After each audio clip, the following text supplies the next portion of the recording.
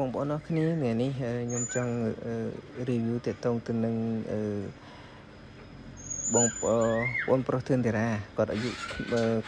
តិចជាងខ្ញុំហៅបងប្រុសចុះតាមដំណឹងដែលបងអឹមស៊ីវថាដែលគាត់បានបង្ហោះរយៈពេល2ថ្ងៃមុនអ្នកលេងបថោតដៃពិឃាតបានមកវិញហើយគាត់សេផូថាគេមកវិញហើយអញ្ចឹងខ្ញុំនៅតែគ្រប់ត្រូលធឿនតារា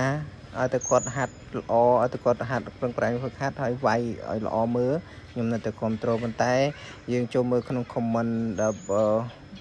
បងប្អូនយើង comment ក្នុង page របស់ MC វិធាអ្នកខ្លះក៏ពេញចិត្តអ្នកខ្លះក៏នៅតែស្រឡាញ់អ្នកខ្លះក៏មិនពេញចិត្តនឹងទង្វើដែលគាត់បាន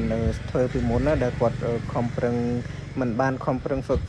ហាត់ឲ្យវាយចាញ់ចុងក្រោយពី3ដងណាបងប្អូនប៉ុន្តែសម្រាប់ខ្ញុំនៅតែ